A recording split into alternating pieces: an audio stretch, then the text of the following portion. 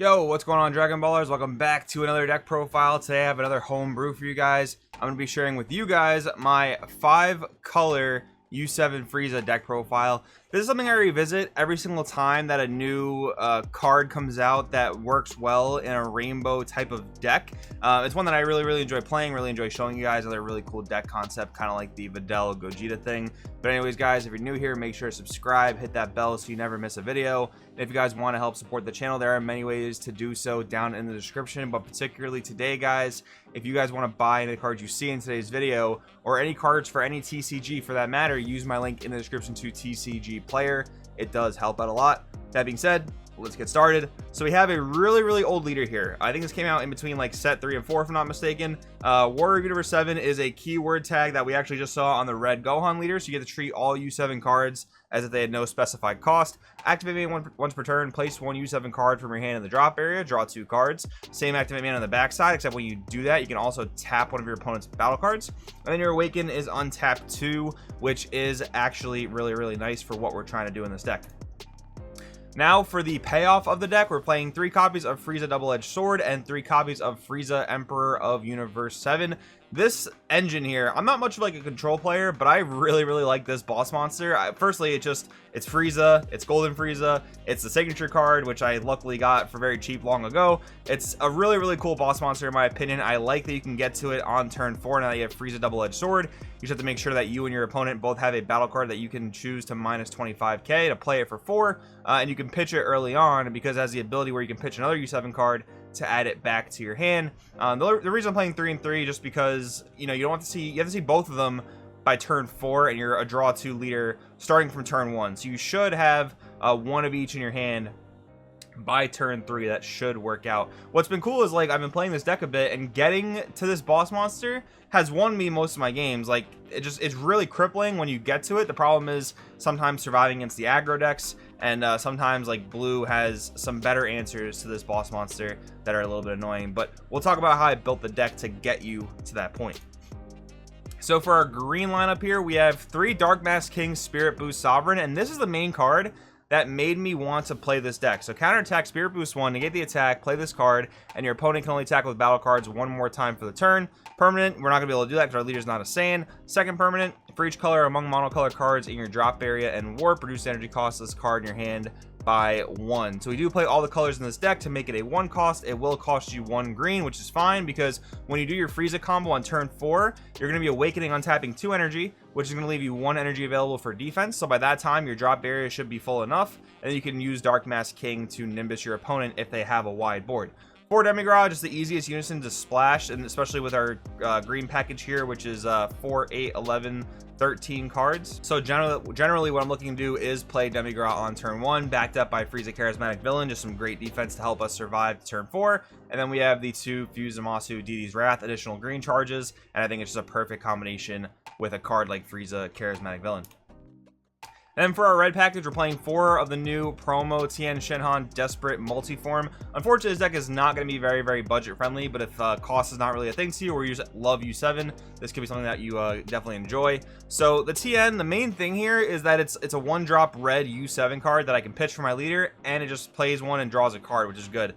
The auto for 2 energy actually is really good. The unfortunate thing though is it's not really good against like the hyper aggressive decks, because for 2 energy you kind of have to stop their turn. Getting 20k worth of combo power for 2 energy is nice, but it's not always going to be the most reliable thing against super aggressive decks. But against slower decks like Soul Striker and other blue decks, other green decks, it has been kind of nice. We are playing 4 Topo though. I don't really want to play 4 Topo, but I feel like I kind of have to, just in the format we're kind of walking into, because King Vegeta aggro is so seemingly oppressive. If aggro kind of takes a step back over the next few weeks, I can definitely see Topo going to 3 and not really needing 4 of, but I kind of think it's important to see it turn 2 in this format. And 4 back one of U7. Unfortunately, I end up pitching this card more often than I would like to. I think I still need to fit more U7 cards in the deck. This is a 50 card deck and I don't want to go over 50, so maybe some cuts have to be made to fit more U7 cards. But yeah, sometimes if you got to pitch this card to draw your cards or to evolve your Frieza, you kind of have to do it. Then for our blue package, we're playing 4 Sensibine, just an amazing blue staple. Obviously helps you extend turns. but it's also really good against the King Vegeta aggro deck because they generally attack with lower to the ground battle cards. So being able to Senzu Bean is sometimes almost as good as being able to topo your opponent. We're also playing 3 Master Roshi Universe 7 United. I was thinking about playing Ready to Fight Son Goku, but again, I just want to be more defensive. I want to survive to turn 4, so I'm playing 3 copies of the 1-drop blue negate. Nice thing about this negate is that you can pay any energy for it because of Warrior Universe 7, so you don't necessarily have to use your blue that you would otherwise use for Senzu Bean to use Universe 7 United Roshi. And we're playing 1 copy of Ultra Instinct Son Goku the Unstoppable. I'm just teching it for right now. This could easily just be a 4th Roshi negate. I don't think it needs to be this Unstoppable Goku, but I don't know, I kind of just wanted it for things like Blue Baby, where they're going to play Turning the Tide in a really slow matchup, some sort of just, you know, boss monster type decks. I wanted to have Ultra Instinct the Unstoppable for, but again, this could very easily just be another copy of Master Roshi U7 United, and it might turn out to just change to that. Then we have, for our secret rare, Heroine's Lineage. This is going to be the first of our black cards, but I am playing Heroine's Lineage as a secret rare because I think that in this type of deck, I want my secret rare to cost no more than 1 energy, and I want to be able to use Heroine's Lineage earlier on than I could use Kai if I'm getting pressured really heavily. So the fact that you can use it to help against some aggressive matchups is really nice, and so far it's working out pretty well. We're playing 4 Power over Super Saiyan as well as Bergamo Ferocious Roar, so I already saw some other yellow cards in the deck. This is kind of just like the icing on the cake. Basically, as long as you charge 1 yellow, your Power over Super Saiyan is live. Tapping your opponent's battle cards also serves as a negate if you need it to, and the 1 Bergamo, when you draw it and you're able to resolve it, it's really good. Like turn 3, somehow like tapping your opponent out with Bergamo if you happen to see it, then turn 4 doing your Frieza play is really nice. And then wrapping up for the black cards, guys, we are playing 3 Shin Noble Supremacy. It's another turn 1 play that draws a card if like we don't have Demigra or we need to set up some sort of battle card to make sure we can resolve our Frieza double-edged sword. But it's also a black U7, so I can pitch it. It does kind of go to the go towards the cost of the Dark Mask King Nimbus type card. Then we have 1 Secret Identity Mask Sand, 1 Overwhelm in the deck. You don't really need your drop area for much because the Mask Sand negate does check your drop and your warp. So 1 Secret ID, you know, for yellow, we don't have the greatest removal, so it's pretty nice there. We are playing 1 copy of Goku Strength of Legends, which is a card that does count your drop area. You have to have at least 1 mono red, mono blue, mono green, and mono yellow card in your drop and 4 or more energy to play this card for free, which is fine because, you know, we're playing 1 of this and 1 Secret Identity Mass Sand. So whether we see one or we don't see the other, we're going to be able to play for the one that we have or play for the one that we need to. Like, for example, if you're up against aggro, you need to just play that board clear your opponent's low cost battle card. Secret ID is the play. If you're playing a bit of a longer game, you need an additional finisher next to your Frieza boss monster. Strength of Legends can be the play, and you just don't overwhelm that game, which is fine.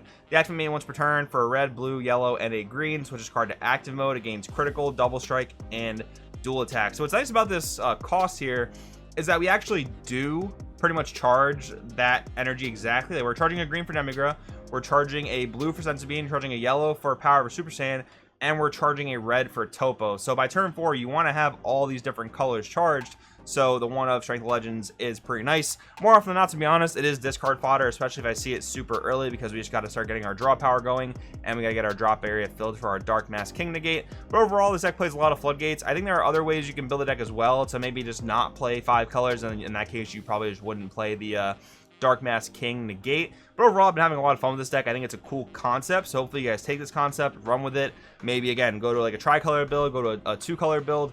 Let me know what you guys think in the comments below. Thanks for watching. I'll see you guys next time.